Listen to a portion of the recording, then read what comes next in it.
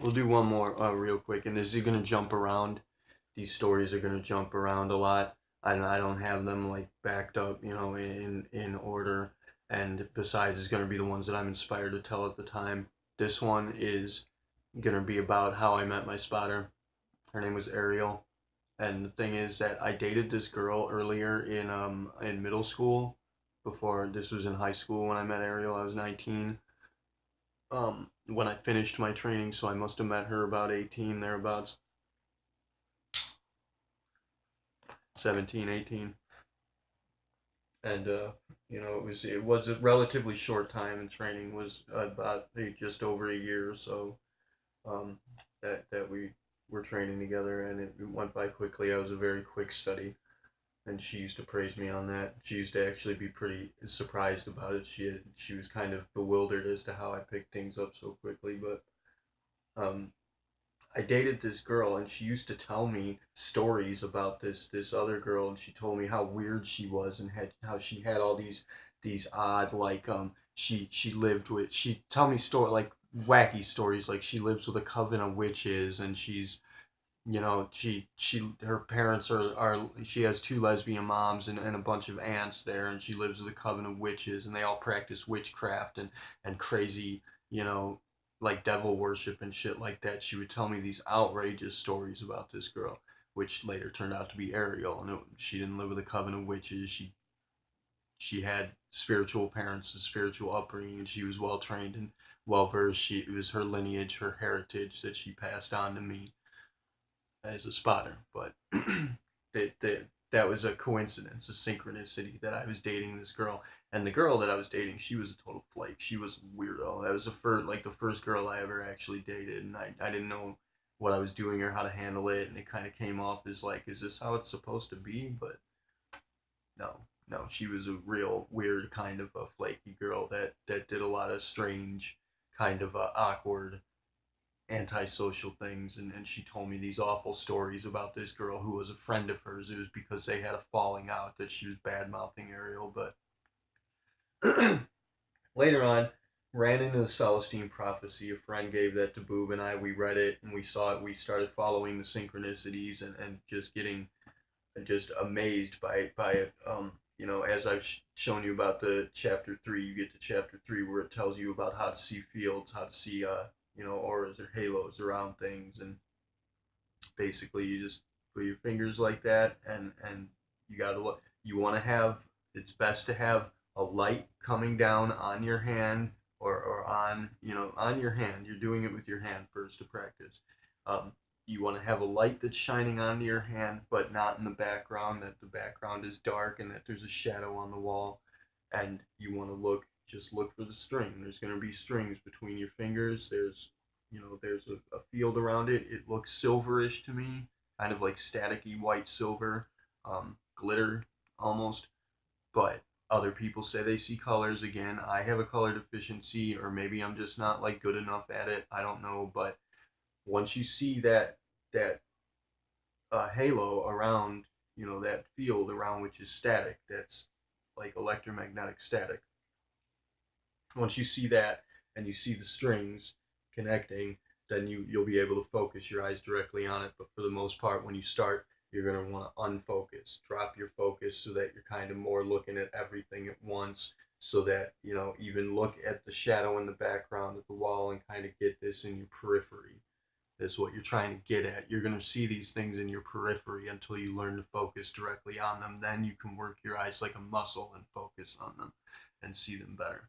But anyways, we were totally astounded by that, and that was when we decided, well, somebody's got to like collect this. Somebody's got to record this and get this shit together and collect it. And we decided to start the garden program.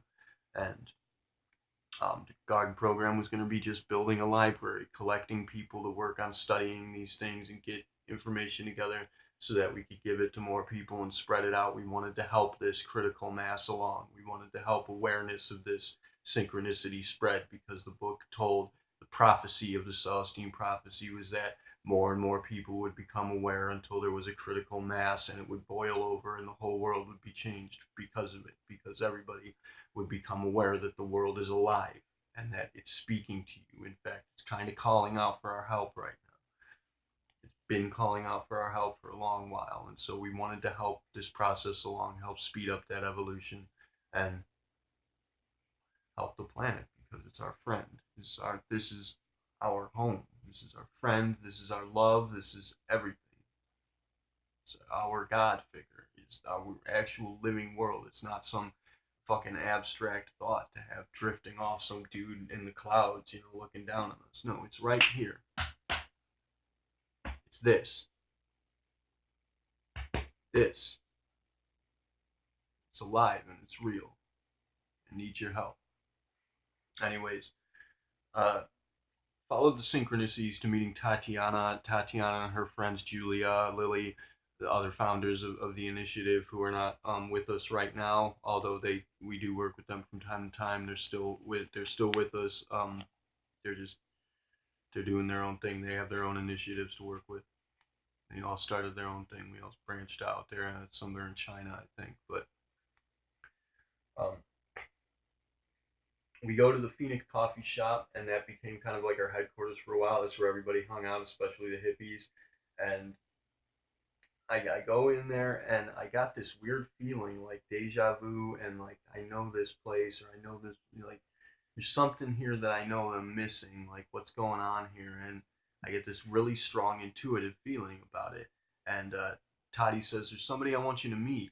And I'm like, fantastic. I got my intuition jumped at that. Like maybe that's it. Maybe I'm supposed to meet this somebody. So Toddy and I sit down at the table, and we're gonna order coffee. But I think Toddy said like, just give us some coffee to somebody. Because she knew the people that worked there. She worked there too, and she like called out to the people, we need some coffee here. And so she said coffee, but I'm thinking as we're sitting there, I'm like, you know what? I'm gonna go with tea because I was on the whole health kick from the book talking about, the mitochondria DNA and just all worlds of stuff that we can get into about how your body operates and how you communicate with your body via food. But I'm thinking I'm gonna go ahead and get some green tea because that's better. And here comes this girl walking up, a waitress type. It wasn't actually a waitress, but she came up with the tray. She hands Toddy coffee and she hands me a green tea. She knew that I wanted it, and she just gives me this knowing smile, and it like lit me up inside. Like, what the fuck? How did she know that? And that was the first amazing thing she did. It was a minuscule, stupid little thing, but she knew I wanted tea when I hadn't said it. Toddy, in fact, said coffee, but she knew, and she brought it. And it wasn't like psychic, like she read my mind. No, she knew because the world told her, because she was that spot on, that good, that fast. And she's got this awesome green hair and like these little twirlies, like braids and beads and shit. She's just cool ass looking person with bright green hair and wavy green hair, and she's just majestic and wonderful and amazing. And the first time I saw her, I was like, that's it. That's what I was looking for. That's the person. My intuition lit up, and I knew exactly like, wow, there was an instant kind of soulmate type of connection there. And that very day, she invited me to come journey with her and took me under her tutelage and started training, teaching me about the heritage and training me in this. And that story, I'll get to telling, but that's a story of how I met her, and it was astounding to me. And then brief glimpse into how what a synchronicity can be, a longer range, less precise synchronicity. But there you have it, how I met Ariel, the first day that all of this really began. Much love to you all. Thank you for watching. Kila Salai Terry Uni Namaste.